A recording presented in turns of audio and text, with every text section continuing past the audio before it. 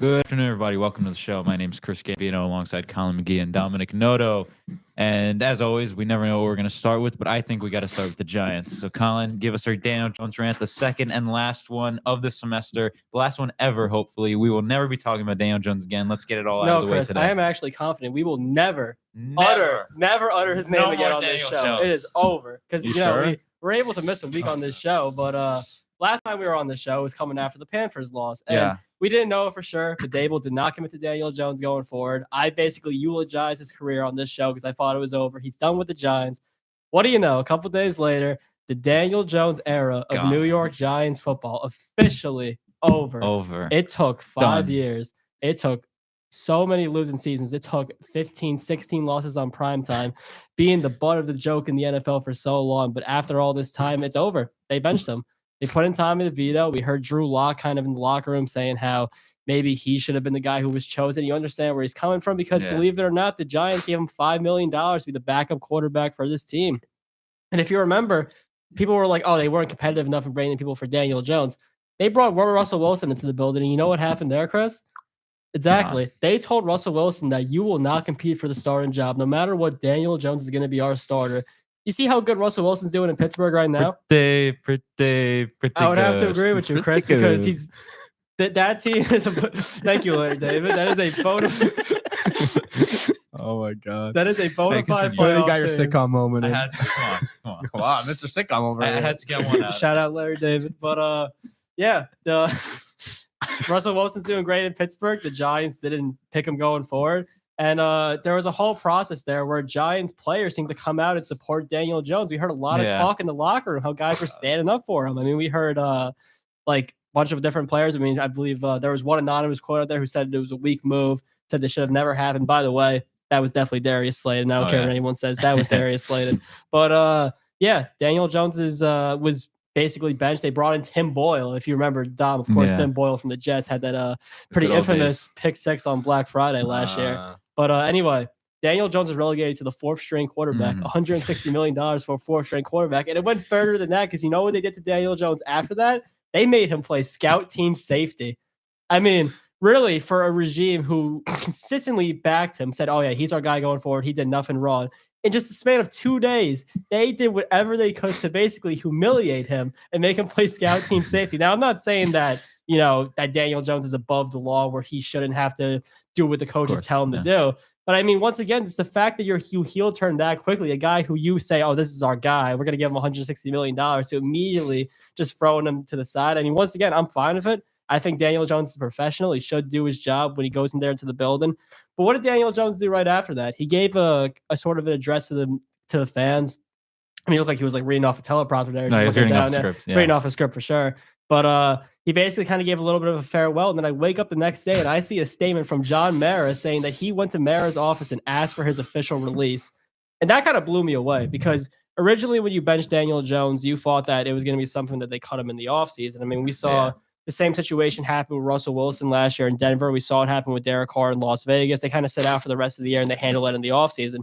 But Daniel Jones really wanted to have an opportunity to play somewhere else, and he got his chance. I mean, it was almost like it kind of they were treating the Daniel Jones sweepstakes it's like it was Juan Soto. I heard so much how there's all these different teams are interested in Daniel Jones, but ultimately kind of sound like that. He ends up going to the Minnesota Vikings. And how ironic is that? I mean, we talk about the whole reason as to why really he's viewed the way he was. The reason why he got that $160 million contract is because of that one fateful January night in Minnesota, which really, I mean, once again, I'll always kind of think fondly of Daniel Jones for that because still, I mean, I don't know when I'm ever going to see this team make the playoffs again. It's too early to forecast that. I mean, it's just not every year you make the divisional round of the playoffs. It's just the way it is. But because of that contract, because of that game, he was able to earn that $160 million contract, and now he's going to go play with that team. I mean, I never could have imagined, seeing him in another uniform. I mean, you kind of thought it was going to happen, but it just almost feels surreal. I mean, just watching this guy play for as long as he did, the fact that he's just now gone completely. I mean, it's crazy to think about. But it also has to wonder when you go back to Dable and Shane, because reports were that they weren't expecting him to announce his release. You have to wonder if it's a situation where they also messed up how to handle it. Now, granted, I don't think Daniel Jones should have asked for his release. I don't think that's the right thing to do because, I mean, once again, the team paid you $160 million to go into the facility. Right. You were basically the starter when you played pretty much like the worst starter in the league, and yet you still ask for a release when they bench you. To me, I don't like that move from Daniel Jones. I don't think he should have done that. To me, that's kind of a childish move because we saw Russell Wilson, Derek Carr do have the same situation. They didn't ask for their release. They just went for the rest of the season. So I didn't like that from Daniel Jones. But anyway, moving on to Tommy DeVito. We had that game against the Buccaneers. There was a little bit more life for the Giants going into that game, just a fan base. Tommy DeVito, obviously a big fan favorite. They got demolished. That was a horrible, horrible game. I mean, the Buccaneers went up 23-0. We saw Baker Mayfield go out there. He started doing the Tommy DeVito gesture to all the fans. I mean, that's about as low as it gets because it's just the opponent is openly making fun of the Giants. That's what the Giants have come to. And just actually, I believe it was that week, later that night, Saquon Barkley rushes for the 9th most rushing yards in a single game in NFL history. And at the moment, believe it or not, Saquon Barkley may be the MVP of this league. And if you remember, a few months ago, of course, when Saquon went to the Eagles, I said that if he stays healthy, this is going to be a Christian McCaffrey level impact player, like Christian McCaffrey did for the 49ers. That's what he's going to bring to the Eagles offense. He's been that and more. He may genuinely break Eric Dickerson's single season rushing yard record. Think about that. And Xavier McKinney in Green Bay might be the defensive player of the year. So in one offseason, Joe Shane may have let the MVP of the league and the defensive player of the league walk through the door. No matter what you say, I mean, because granted, you could say a million different reasons as to why you should or shouldn't have done that. That is almost an impossible thing to escape for a general manager. And I honestly, listen, I was supportive of Dable and Shane. I've said many positive things about them, how they were able to navigate 2022, 2023. But what I saw from that locker room after that Buccaneers game, you have players openly coming out. Dexter Lawrence is saying the effort is soft. You have Malik Neighbors just constantly bashing, saying how, it didn't matter. It was a different quarterback. I'm starting to think that Brian Dable's losing the locker room. And I'm a big Brian Dable guy. I think that what he did in 2022 was nothing short of remarkable. And for that reason, I think that he's undoubtedly still the best coach that we've had since Tom Coughlin. But if you lose the locker room, you're done. I mean, there's no coming back from that. I mean, there's no way that you're ever going to be able to regain those players' trust in you. Even if you win, just if you lose the locker room, I think you're done as a head coach. I think if Dable doesn't, if the players show fight going forward in the last couple of weeks of the season, they showed a little bit of fight in Dallas. I mean, we kind of expected they were going to lose that game. I don't think they're going to win a game for the rest of the season. Maybe they win one more. But if the effort is completely gone, like we saw in 2021 under Joe Judge, where the offense was unwatchable, completely faltered, I think Brian Dable might get fired. But what I said about that, as well as what you absolutely cannot do, is you cannot fire Brian Dable and keep Joe Shane at the same time, because that is the exact same thing that they did with Dave Gettleman. They kept Pat Shermer. They fired Pat Shermer, kept Dave Gettleman, and that's what led to Joe Judge. And my biggest concern, my biggest worry is that you're going to keep Joe Shane. And if you remember, one thing that Joe Shane said after that 2022 loss in the divisional round to the Eagles is that the goal going forward is we have to catch up to the Cowboys. We have to catch up to the Eagles. We finally had this surprise season. We have to kind of get ourselves that upper echelon of the NFC because, I mean, they were one of the final four teams left standing. The team has regressed so badly. And you can point to, maybe some of the draft picks didn't work out, whatever, but that's an indictment on the general manager. The fact that the team was able to perform that well, you could say they overperformed, you could say they outperformed expectations, but the fact that you said the goal was to catch up to the Cowboys and the Eagles, and you could not possibly be any more further behind them, especially the Philadelphia Eagles. I mean, it's a problem with the process, it's a problem with whatever, but what you absolutely could not do on the same hand is if you keep Joe Shane, I think what John Mara is going to do is he's going to go back to his old ways. Because if you remember, Brian Dable and Joe Shane were the first time this organization has ever truly went for an out-of-house hire. All the previous general managers of this team were in-house guys who kind of were with that Giants culture. Joe Shane had no connection to the Giants. He was from Buffalo. And I said at the time it was a good move to make because, once again, the Giants have recently been an incompetent organization. So trying to get that different outside perspective is great. However, if this doesn't work out, I think John Mara still reverts back to his old ways, and he brings in Bill Belichick to be the head coach of the Giants. That's where I see this going. And I'm not saying that Belichick, can't coach in this league anymore, but you factor in the fact that you may bring in a rookie quarterback. Belichick may bring in one of his guys from the Patriots to be the OC. I just don't trust it. I don't trust that kind of staff making a young rookie quarterback succeed in this league. I think that if you fire Brian Dable, the move has to be going for a Mike Vrabel, a guy who recently had success in Tennessee, kind of a real culture setter. Or you go for Ben Johnson from the Lions, who has been one of the brightest young offensive minds in this sport. But, yeah, I mean, the Giants are unwatchable. We saw it on Thanksgiving. I mean, it was actually the fourth most watched Thanksgiving game of all time, if you can believe it. A 4-7 Cowboys team and a 2-9 Giants team. But yeah, I mean, Drew Lock played. It didn't matter. I mean, Lock basically had the same success as DeVito did. He had a couple nice runs though with his legs. But once again, the O-line has massively regressed from what it was like in September, and they just can't compete. It's the worst team in the league right now. I think Jacksonville with a healthy Trevor Lawrence is way better than we are. I mean, the Raiders, you could say, are on a similar level, but they even have Brock Bowers, who, by the way, might be the offensive rookie of the year. He's been a phenomenal young tight end for them.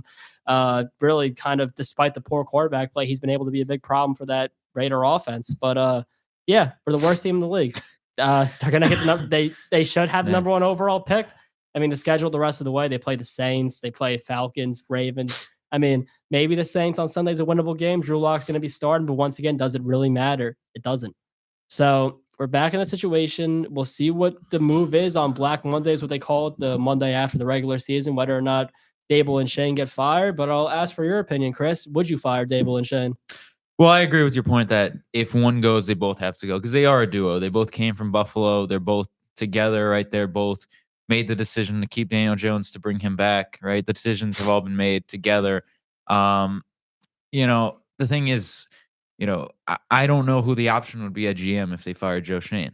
Yeah, that's where really the problem comes from. And I feel like John Mara would, if he does bring in Bill Belichick, who obviously, right, was with the Giants, before his time as a head coach with the Patriots. Do they bring back somebody who was with the Giants before, who was a GM? Possibly. I mean, I don't really know what's going to happen there. The one thing I thought of in terms of head coach to new quarterback, which I don't think they're going to do, but we were talking about this was, of course, Shador. Yeah, Shador Sanders. From where we stand right now, like that may be the future of the Giants franchise. And I'll tell you this, Deion Sanders.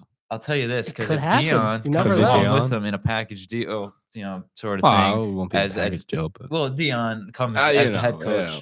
Deion head coach, Shador as the quarterback. Kind of a head case, of a situation. But what I will say, right, the Giants are completely irrelevant right now. They're the worst team, probably the most boring team to watch in the sport. Yeah. You want the Giants to immediately jump to like that maybe number 2 spot, only behind the Kansas City Chiefs. You draft Shador Sanders. You make that happen. If you want the publicity, if you want people to talk about the Giants again and make the team honestly just a bit watchable, exciting, that it's such a non-Giants move. It just feels like something John Mara would never do. But I mean, listen, I mean, you look at the facts of it. I mean, the truth is there has never been an African-American quarterback in the New York Giants starting the year. I mean, yeah, it was just a couple games of Tyrod Taylor, one game of Geno Smith. I mean, listen, I'm just saying that is a fact, right? No, it's not. So it just doesn't. A lot of things. I'm not saying it's intentional. I'm just saying it's definitely something that does need to get mentioned. It's unfortunate, but it is something that needs to get mentioned. And so Shador Sanders, it just feels like such a non-Giants move. I don't know. It just feels like the publicity of it. For the one thing I've seen from this fan base, which I can't stand, is the fans who are just like, "Oh, you have to wait for Arch Manning." I hate that idea because you're suggesting is you suggest that but then again, he's a junior. The man is usually staying until his senior year. So what if Arch doesn't come out of his junior year? You're waiting 2 years to draft a quarterback. So what? You're going to have 2 years of no answer at the quarterback position. That's basically punting away 2 years of this football team. I'm just saying, that's punting away 2 years of Dexter Lawrence's prime, Brian Burns. I just don't see that. Malik Neighbors. that makes no sense. I get this team has an affinity to the Manning family. But if you truly, and I've always said this, if you have that number 1 pick and you believe that Shador Sanders or Cam Ward can be that guy who turns his franchise around, what the hell are you doing not drafting them?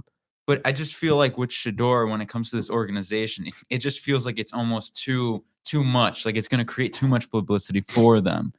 It's New York. You know what I'm trying to say? There's always a lot of publicity. So, I mean. But I feel that I don't know if they think the personalities fit in the clubhouse with the way the organization wants it. That's the only reason I didn't mean to bring up my last point, as like they're not going to do it for that reason, but it just feels like everything is against it happening is what I'm trying to say. And it feels like I think what they'll end up doing, I don't know. The only thing I don't know with the GM, but Mike Vrabel seems like a great option at head coach. And then, there are plenty of Cam Ward is the guy that we talked about. Right, as a quarterback option. So there are plenty of options. Shador, for me, is the one I would personally go with because I want this team to get talked about again.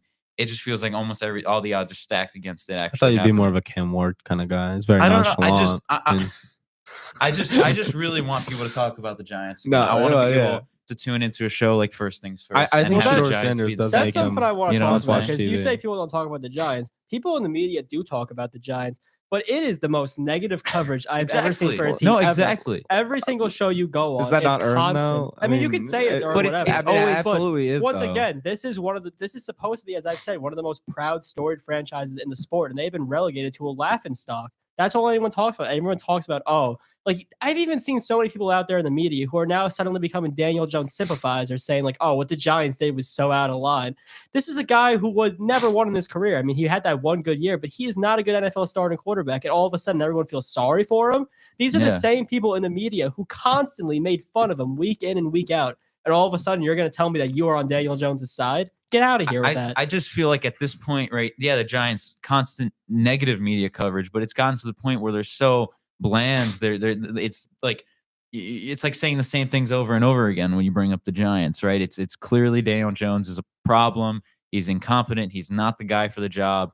And the way they run, right? A lot of people I even saw, when they went to DeVito over Drew Lock, how the Giants signed Drew Lock to be the backup quarterback.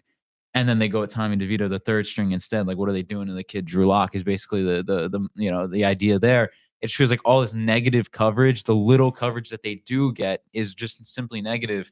I'm not saying all the coverage would be positive if they draft Shedeur, but it'll definitely, right? On all these talk shows on Fox, ESPN, the Giants will be the talk of the sport, right behind the Kansas City Chiefs and Patrick Mahomes. I mean, yeah. I don't think Deion Sanders ever happens. I don't think that's a move this franchise would make. To me, if Deion ever goes to the NFL, he's going to the Cowboys. That's just the way I see it. But that's another problem with it too. Just being bored, being uninterested. I mean, we talked once again. I keep on bringing up 2021 because I always thought that was as worse as it was going to get. The end of the Joe Judge era, where he was going to the press conferences saying ridiculous stuff, how he has players begging to come back and play for him. The offense was unwatchable. I mean, still, this is the worst offense in the league. They're averaging, I believe it's 15 points a game. Like, that's about as unwatchable as it gets for a fan base. I mean, we resort to the fact where we're going to have, and then also Dexter Lawrence goes out for the year on Thanksgiving as well. That just only adds to it. I mean, it's the most, at least at this point, too, with everyone being hurt, least talented roster in the league. It's a disaster. It's a disaster for everyone involved. It's the least talented roster in the league at its current state with everyone injured. When you have no Andrew Thomas, Dexter Lawrence. True. But that's another thing that it's just so baffling because I feel like the process that they had isn't like too awful because once again, the reason why Shane did what he did is he's like, oh, you don't pay running backs because they're high up in the market. Like that's not a smart investment to make. Saquon immediately proves them wrong. Usually, historically, you don't pay safeties, immediately proven wrong. It's not that Joe Shane had a horrible process. It's just that every move that he made blew up in his face. Every single one. Yeah. That's just the way it goes sometimes. And it's like how many chances you get. No, it's true. Right? I mean, how many chances do you get? And again, it's I think the way they will go personally is they're going to keep both Joe and Brian Dable to be the head coach and the GM. They're going to try this with a new young quarterback. And if that messes up, it's, frustrating because this is what happened, but they're going to reset the cycle over again. And then they're going to go to somebody. I don't think Bill Belichick's happening. I don't think Shedeur's happening. I think they're going to draft a young quarterback, take your pick. Is it Cam Ward?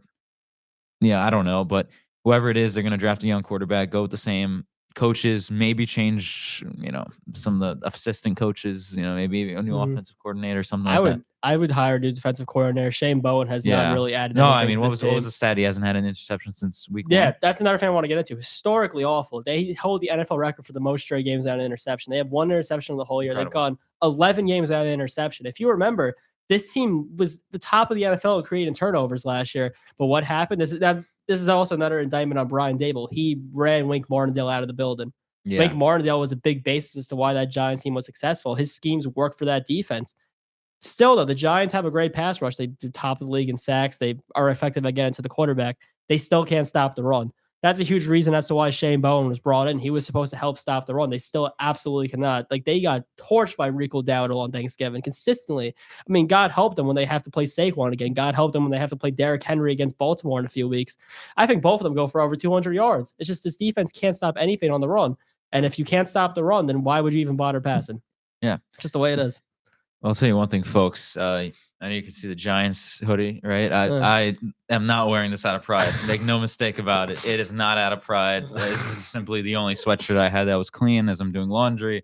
$10 at TJ Maxx. That is one good thing about rooting for a team. That you're is trying to sell the audience Product now. placement? That is is one this an thing. No, advertisement? Is this an advertisement? Well, yes. If you're a Giants fan or a Jets fan, and you really want a hoodie, a T-shirt, go to TJ Maxx. How much are they paying? I'll tell you that's one thing, because that's one thing about being a fan of a crappy football team is you go to TJ Maxx and they're loaded with their apparel. Yeah, I mean, loaded. True. Like Aaron Rodgers. If you want an Aaron Rodgers jersey, why are you going on Fanatics for? Go to TJ Maxx. You get it for like $30. DHgate. I mean, but not even that. Sketchy You know, Chinese honestly, websites. Honestly, you go to TJ Maxx, you get an official Aaron Rodgers jersey for cheaper than DHgate. $20.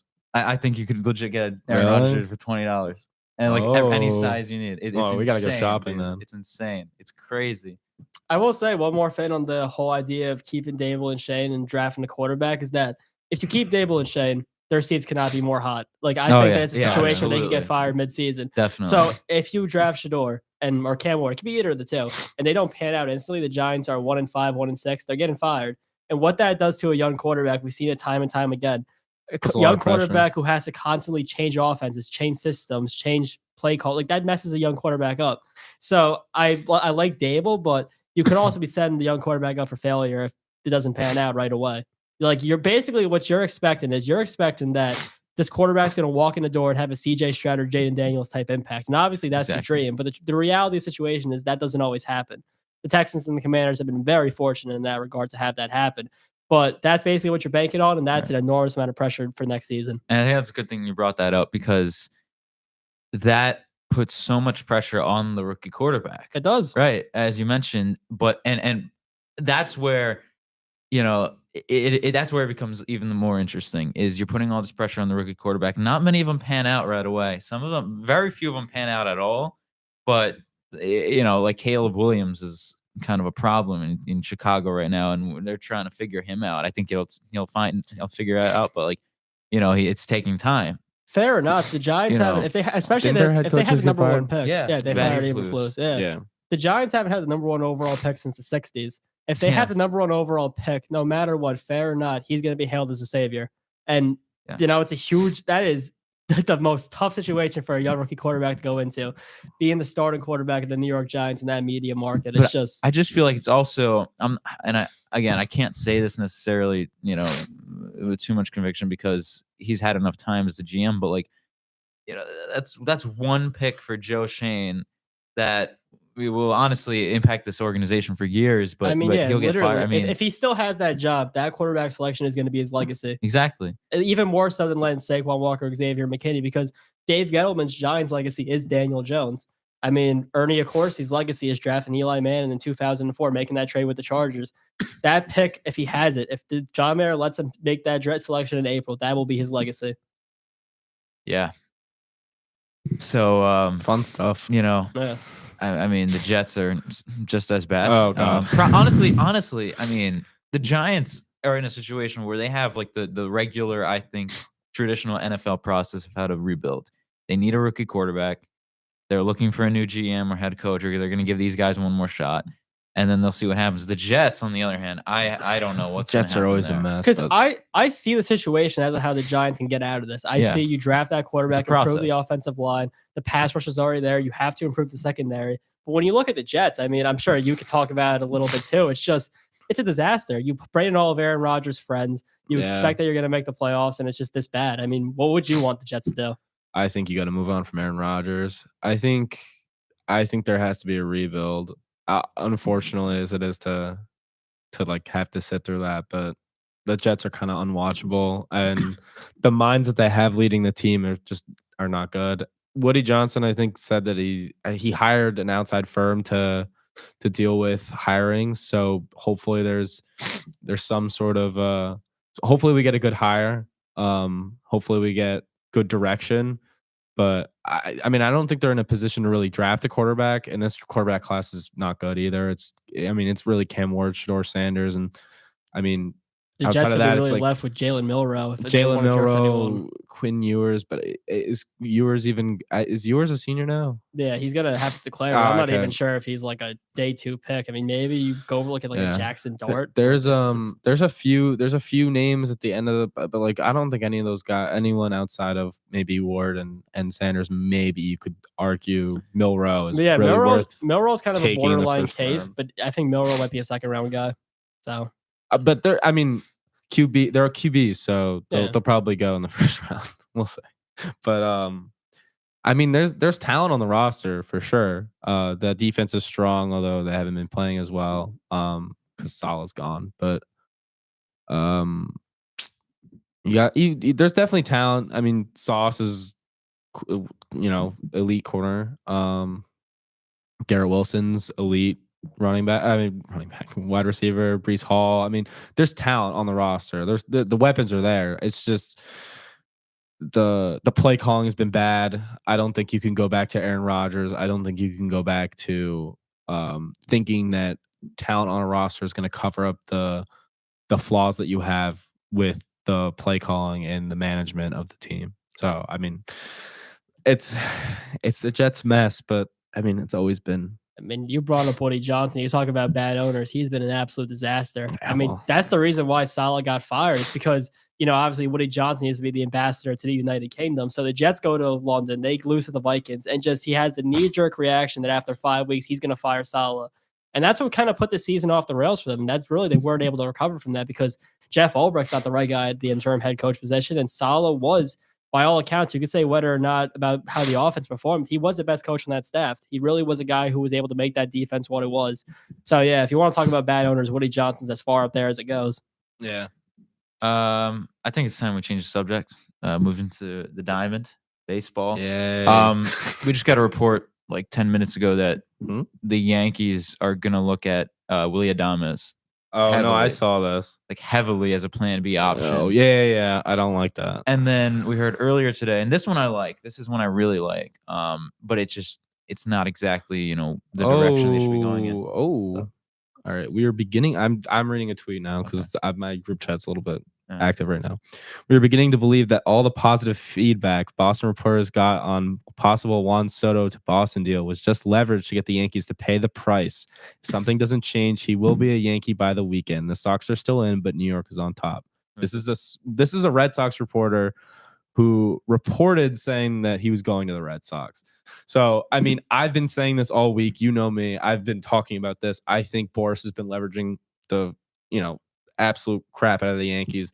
If you look at the teams that are in, Blue Jays, Red Sox, Dodgers been mentioned, Mets, of course. I mean, these are all teams that if you're Hal Steinbrenner, you lose sleep over thinking Juan Soto in those uniforms. Mhm. Absolutely, you cannot let him go there. I don't think the Blue Jays are really that. I don't think they're that much of a threat. But the Red Sox scare me. The Red Sox have money to spend. Yeah. The Red Sox have a lot of good prospects that could make them a very good team if they sign Juan Soto. I think there's a lot of. I don't know if he wants to go to Boston, but if he does, that is a very good team. That I mean, if John Henry wants to spend, he could very well end up there. Now, Steve Cohen, I think he's willing to spend. I think we know he's willing to spend on Juan Soto. We know he's willing to one up every offer. But I think in Boris and Soto's mind, they're hitting a number. They're trying to find a number, whether it's AAV or if it's a big, large number like 600 million, or if they want to double the A-Rod contract. I'm not sure exactly what it is, but I know that they want to. There's a milestone that they want to hit because it's Scott Boris and he's egomaniac, but a genius. He's playing. I think he's playing the Yankees. I think the Yankees are the top of his list, but he's not afraid to go somewhere else. Obviously, I don't like the Willy Adames thing. I think the Willy Adames thing is. I think that is Brian Cashman responding to the Boris stuff. That's what I think that is because this is the media. The media are just being told things by agents or by the teams and Cashman's done this before, saying that they're interested, like leaking a little bit. He doesn't do it a lot, but he's done it before. So I think that's what that is. I can't see them going to Adames. I mean, for God's sake, they talked about Caleb Durbin being a big part of this roster, and I think he is going to be a big part of their playing going forward. Where would you put? I mean, I obviously you know where you put Willie Adames, but I think the team is much better off without paying that contract that you're going to give to Adames that I don't think he's earned yet. Well, not yet. I don't think he's earned the money that he's going to get. So I don't see that as a viable replacement. I think the worst thing you can do as the Yankees is miss out on Soto and then try to replace him. You're not replacing Soto. So you got to stop trying. Right. I saw something recently that they had a really good call with Max Fried. So maybe that's something. I think that's the one I like. That's a good fallback. I think I like that idea, but I don't know. I mean, you have a lot of pitching, so maybe they'll trade. Maybe they'll use some of the pitching. Maybe they'll trade Heel. Maybe they'll trade Clark Schmidt. Two guys who had pretty solid years, although Clark Schmidt was injured a little bit of the year. Luis Heel won the Rookie of the Year.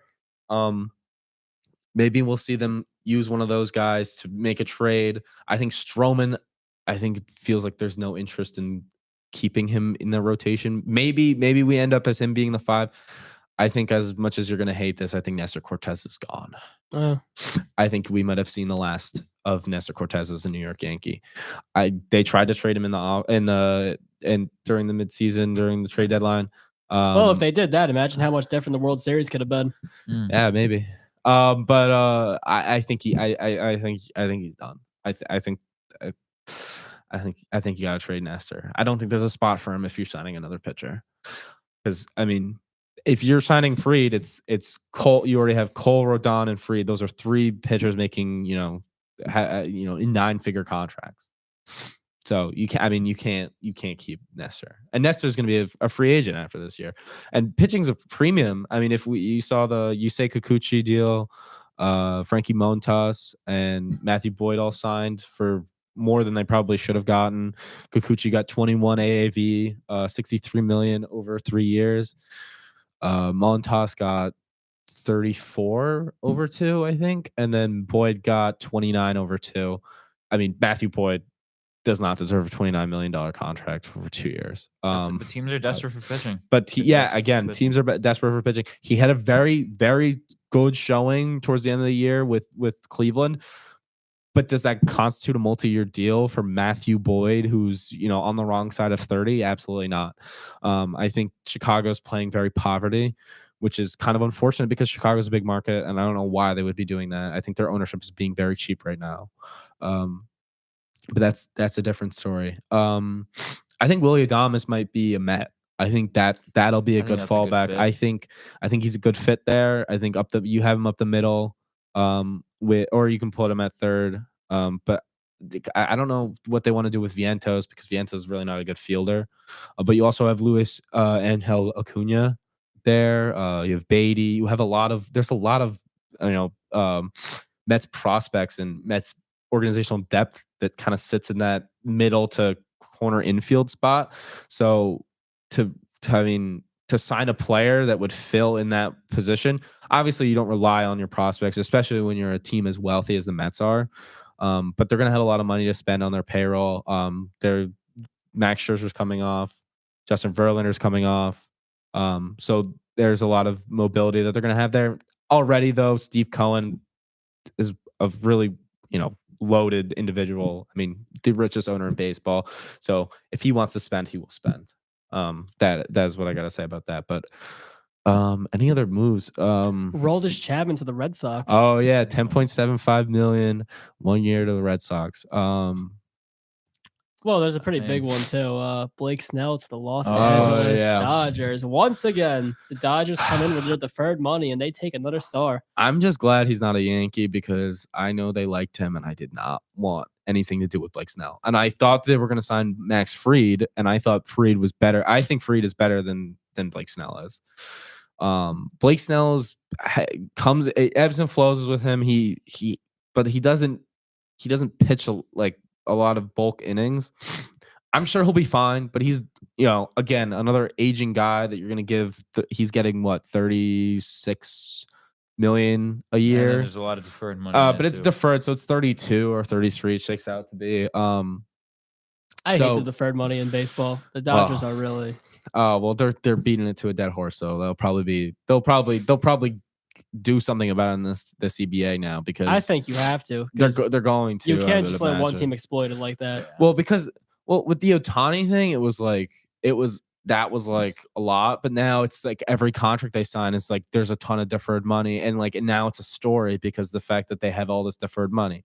So Tommy Edman got extended recently as well, 5 years, 74 million, I think is the deal. He took deferred money. It's like a 14 AAV contract. They did the same thing with Teoscar Hernandez, a 1-year deal. They deferred like $8 million on his contract. It's ridiculous. But it's management. I mean, they're run by Guggenheim. That's the ownership group. They're investment bankers, so they are very financially savvy. They're gonna find loopholes in the ways that they can pay players. They've been doing a lot of signing bonus deferrals to avoid California tax, the income tax. So maybe. It's smart. Obviously, they're an extremely smart front office, and you tip your cap to that because they're just above everyone else. Honestly, the way that they operate it's like they are the Death Star right now. They are the evil empire. As much as the Yankees have gotten that title for years and years, and we always looked at the Yankees as being kind of the evil empire. It's flipping. I think it's the Dodgers right now. They're a fully operational Death Star. They are completely, fully like the best operated team in baseball, and they have the money to back it up. And usually, when the team is so operationally sound, it's like the Brewers or the Rays because they have to do it to survive. And it's just the Dodgers are showing that with money. Like when you execute this well with money, it's like unstoppable, and that's what the Yankees have been trying to do, but they haven't been able to execute on it. No. Dodgers are showing that they're able to execute on it. I think for me, it's I think it was John Boy Jake that said this, that the Dodgers, the best way to make money is to win. The Absolutely. best way to make money is to win, and you add in, you factor in the weather, the environment of Los Angeles. Another thing, right? You Japanese market as well. Yeah, exactly. Ohtani and Yamamoto. And Ohtani comes here and he gets right. What Ohtani did when he joined the Dodgers was he became part of something that was bigger than him, right? If he were to come to the Bronx, if he were to join the Yankees or the Blue Jays or the Mets, he would have been the guy. And he didn't want that. He wanted to win. He wanted to be part of a core. He's the guy. No, absolutely. Absolutely. But he's alongside Mookie Betts and Freddie Freeman and all these great pitchers. And but you could make the same argument if he came to the Yankees.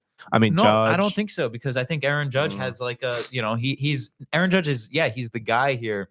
But when he doesn't do it, he becomes the focal point of everything, right? And we're in November. We're still talking about Aaron Judge's postseason struggles. And that's a good thing. By the way, he won a second most valuable player. Exactly. And no one cared because of the postseason struggle. Exactly. So it goes to show you. Now, I personally argue that's what makes New York better than Los Angeles. Is we care about each player individually, right? When Josh Donaldson and Aaron Hicks were here, two completely different players, different positions. We booed them both because they both struggled. We hated them very passionately. Because they struggled, and we knew them. If those two played for the Dodgers, nobody would have knew who they were. That's just the way it is.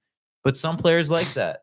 And then you factor in the weather and you factor in the environment and all the great players over there. And that seemingly, right, when the Yankees get eliminated in the postseason, it's the fundamentals. You can pinpoint the problems. When the Dodgers would get eliminated in the playoffs, it's what the hell went wrong? Why did we get swept by the Diamondbacks? How did we lose to the Padres in 4? How did we lose to the Nationals? It's just like so hard to fathom, to understand, because that team is so good year in and year out in the regular season. The Yankees, we always know the problems heading into the playoffs. Oh, yeah, we knew the defense was going to be a problem. We knew the base running was going to be a problem. And it ended up being the problem. Exactly. When we didn't have Garrett Cole, and it was the problems, we don't have an ace.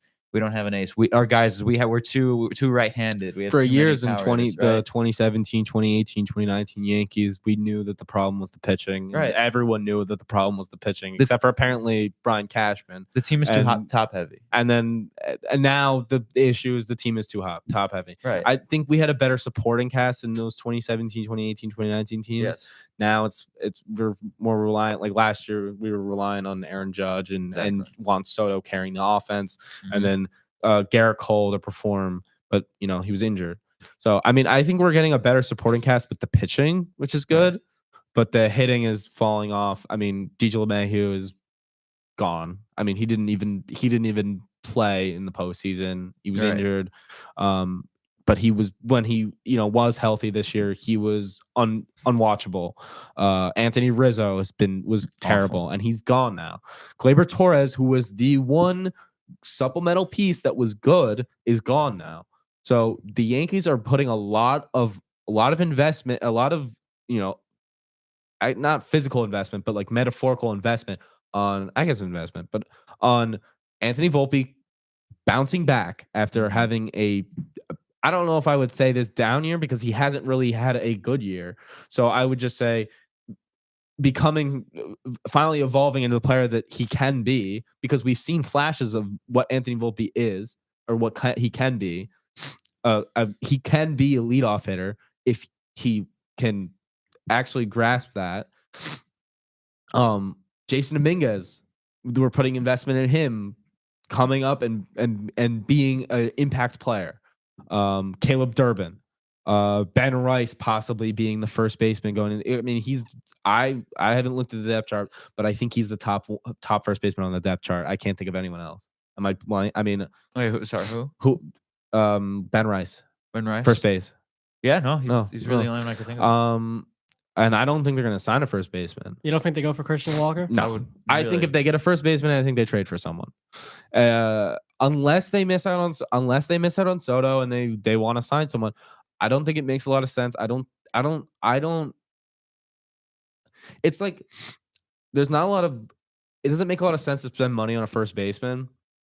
There's so many good first basemen. Like that profile is not very valuable. You can trade for one. There's Nathaniel Lowe. They tried to trade the Texas Rangers. More cost effective. I think that's something you can get done. And let's get Big Nate in the Bronx. Yeah, and that's also something that, I mean, the Yankees have traded with that Texas front office a couple times recently. Most recently I can think of is Joey Gallo, but I'm probably blanking on something else more recent. So I'm sure that they can work something out there if that's a situation. But there are plenty other first basemen around the league that are probably could be expendable for teams that want to move on from them.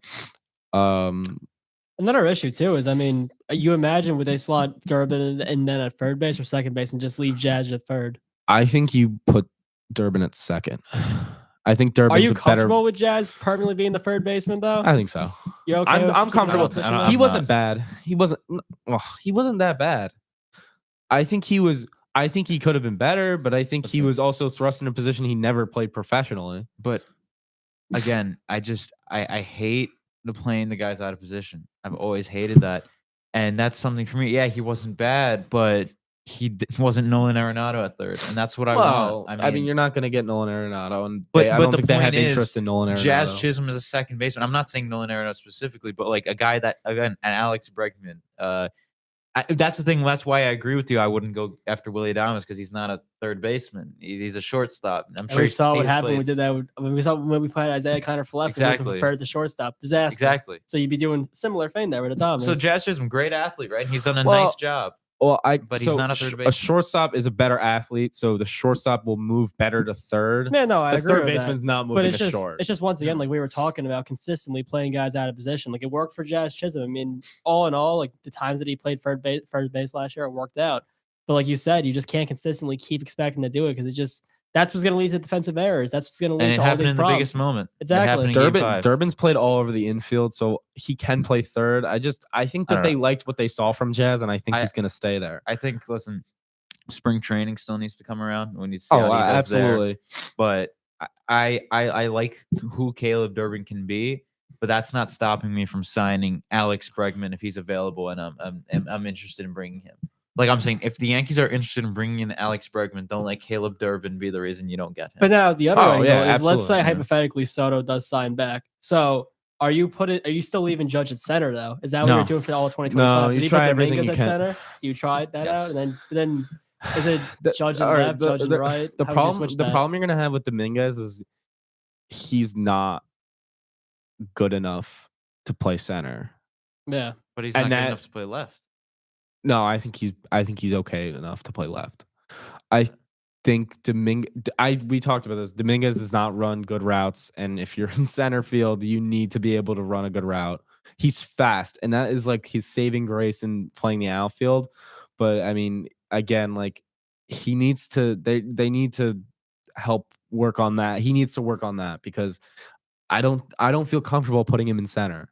I think you have to leave right now. You're in a position where you have to leave Judge in center because you don't. I But mean, that you're also gonna get could a be a disaster. disaster. I mean, Yeah, like that's because what he's older now. I mean, that's he's what 30. just What Judge is 33 now. exactly. But that's just the main concern with this team, which is why we talk so much about how last year was supposed to be the year. It's because you have these guys aging. You have Giancarlo getting up there, Cole getting up there, Judge getting up there.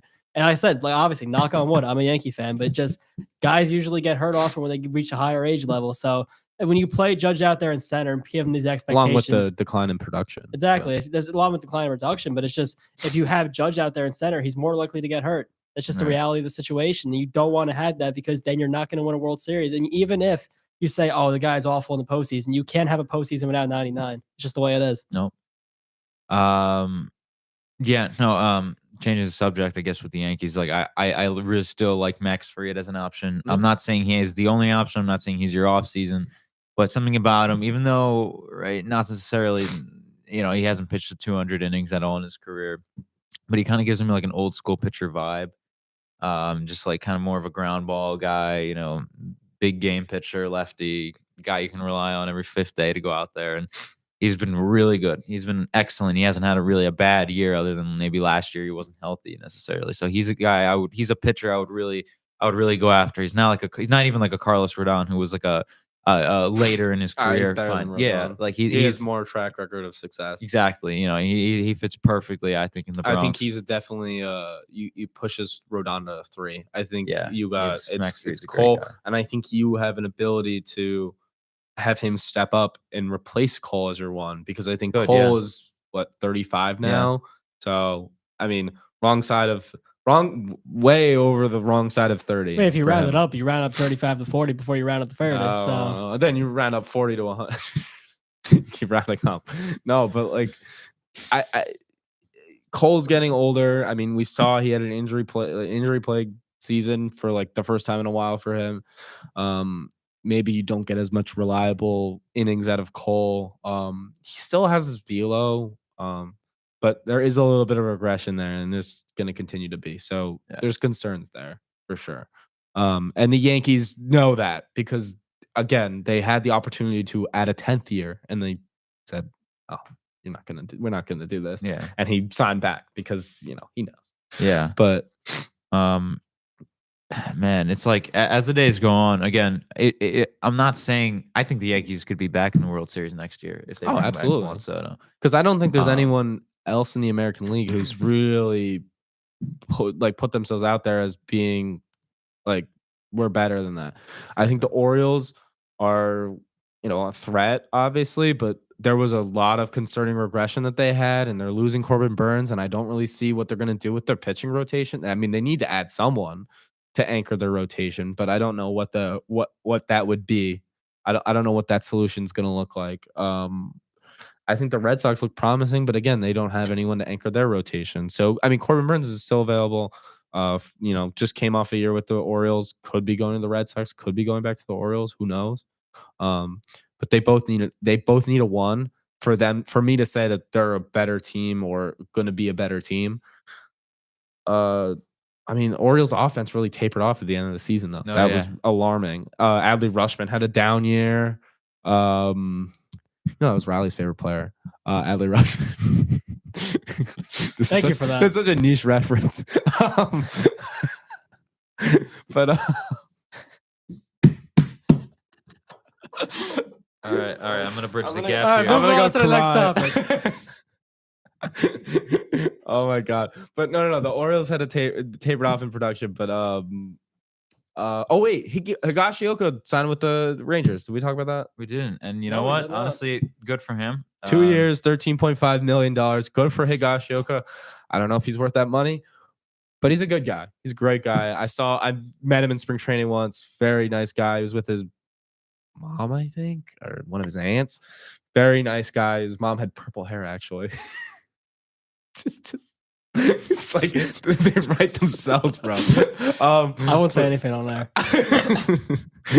If I speak, I'm in big trouble. Big trouble.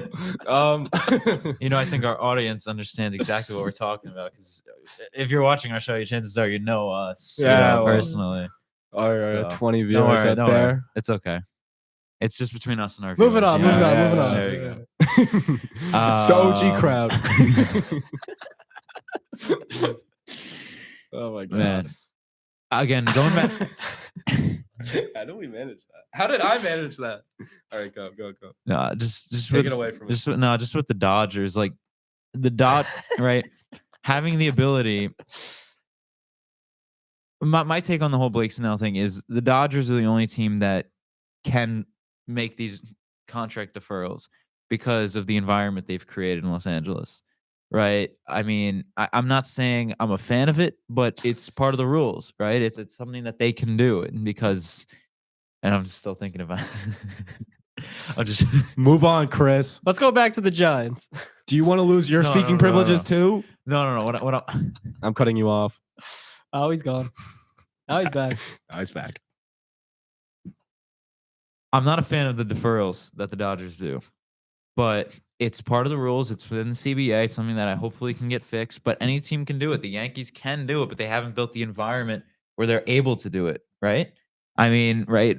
Who's going to defer money in their contract to join the Yankees, right? This because I know Juan Soto is not deferred. No, a single dollar. absolutely not. Absolutely not. I don't think he would defer money to go to the Dodgers necessarily, because he's seen the Bronx, and I think that's what a lot of players realize is when they join the team, I think they like it more than before they join the team. But I think just every player has in their mind the image of coming to the Bronx, rainy day, getting booed after striking out 4 times, and just to finish the season with no championship, and you're the focal point.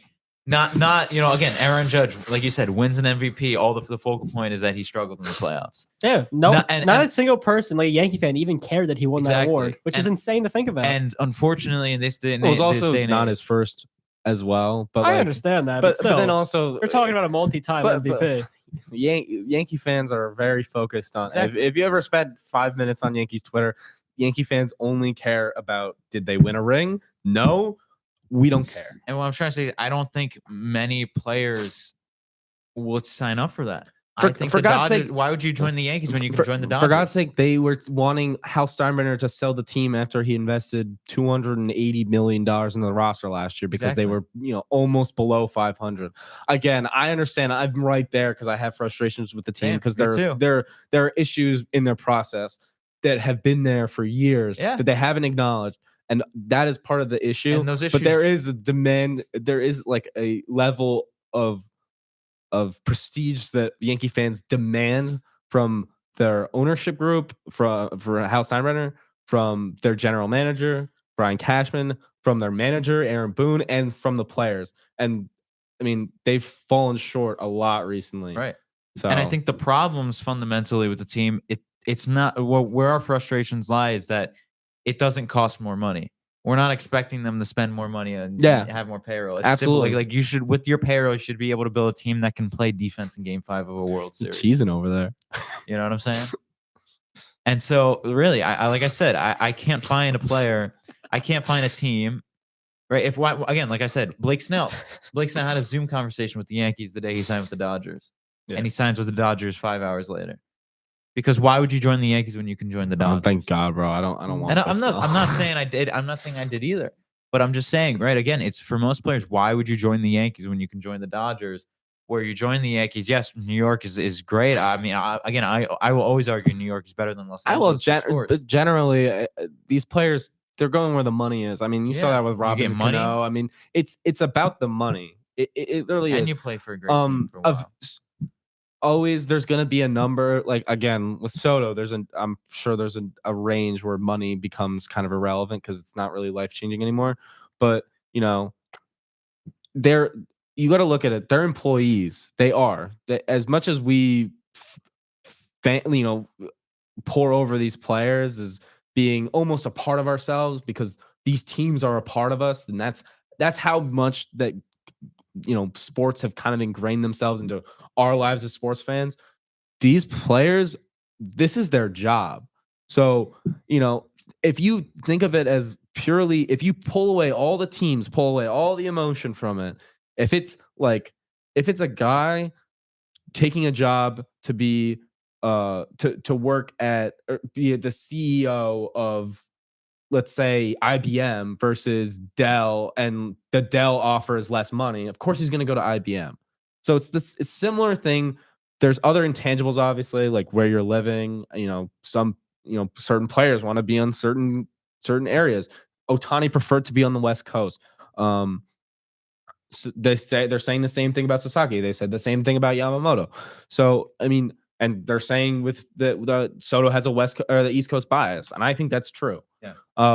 So they are employees, and they're going to sign where the money is. So if the Yankees have the money if the Yankees had offered Blake Snell that deal and probably took away the deferrals, he probably would have signed here. We would probably be talking about the Yankees signing Blake Snell. No, I agree. But they didn't, because they didn't want Blake Snell enough to give him that money. And But what I'm saying, and I agree with your point. What I'm just making a different point here, that the Dodgers have the leverage to be able to offer deferrals because of the environment they've built, where they are kind of an employment of choice. Exactly. So you're gonna still get your money, but it actually, I think it's the reason I think it's unfair is because the money that Blake Snell's got deferred is going to be probably worth way less in a couple of years than it is now. Yeah. So it's like, you're going to have guys 40 Thanks, million. Obama. 40 million a year is probably going to be like 40 million. Really on a roll today, aren't you? I thought saying thanks, Obama would be funnier than saying bye. 40 million a year is going to be a base salary for superstars in a couple of years, chances are. And only that's without Kamala the Harris was deferrals. going to be president. Someone turn the mic off again. It's the season finale, guys. Come on, we got to make it funny. Yeah, we gotta make it funny. Someone's got to be the Nick Lee in this operation.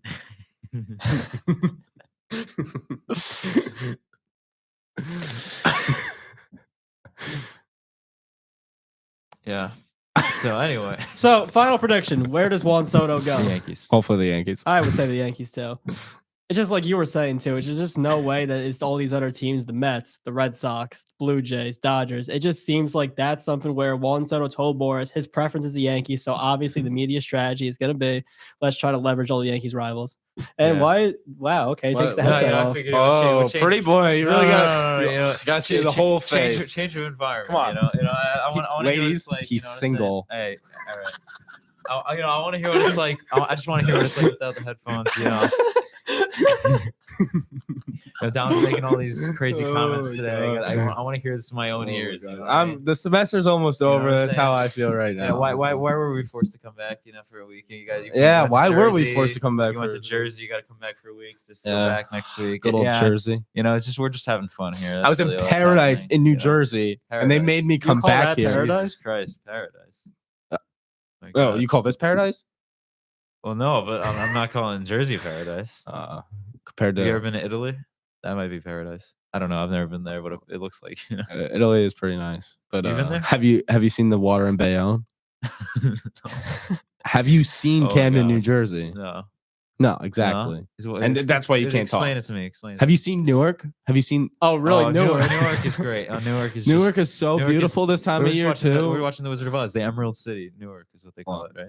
The Emerald City. It's Yeah, beautiful. Basically, Yeah. basically. Beautiful, Yeah. beautiful city. You know 2 more minutes. the Emerald City is Okay. based off Newark, actually. Is it actually? Yeah. Really? Dominic, 'cause- fun facts. Yeah, Dominic, fun facts. Thank you guys. Fun fact. Yeah. Yeah, I mean, we have about a minute left. Is there anything else we should? We've been doing so many episodes. I think it's episode 3. I think it's like the 4th one. There'll be more I don't- next I don't know. semester. Don't worry. Don't Honestly, worry. there will be a One, lot more. 2, 3. A lot more. I don't know. What do you guys want to talk about? I mean, by the time we get to our next show, Juan Soto will have a new team. Honestly, Yes. We'll know whether or not Brian Dable and Joe Shane have been fired. So there's going to be a lot to talk about in January. Might have a We're gonna have a conclusion lot on to Roki talk about. Sasaki as well. Maybe. Probably have a lot of free agency things to talk about. But the one thing I can promise you all is we will not know exactly what we're talking about until the day we're filming. Until literally. Oh, absolutely. Yeah, that's but kind that's of, the that's fun. kind of our, That's the whole fun of our show. That's what separates our show from others. Is it's all from the heart. Oh, he's advertising again. It's all yes. If I'm Yes. advertising anything, Yes, it's gonna watch be our It's gonna show. be our show if I'm gonna advertise anything at all. And so our show, what we have that separates us from other shows is we don't know exactly at anything that we're gonna talk about on our show. Until Absolutely. we get in front of these mics. until we get in front of this Absolutely. camera. So it's all from the heart. You're getting us. What you're getting. You're not getting. Yes. You know, you're not getting any Yes. fake. You know. Also, Yeah, so- Old Navy had a really good. We gotta stop. Big We old gotta Navy stop. guy. I'm a big old Navy fan. Big Old Navy Big guy. Marshalls This fan. guy, big Marshalls, Big Old Navy. loves The those Gap. stores, you know, great clothes. It's all about Banana fit. It's Republic. not about brand. It's about fit. That's On that note, we are Yeah. going to end our that's show. a great way to end. That is how we're going to end our first semester. All This right, is Merry the Woodlawn Christmas. Station alongside Chris Gambino, Dominic Noto. I'm Colin McGee. Thank you all for watching this semester. Merry Christmas. Enjoy your Merry holidays. Christmas, Happy New Year, Happy Hanukkah, whatever it is you celebrate. Happy holidays. And We we will love see you. you in January. Thank you, everybody. Oh my god. Oh, the mute.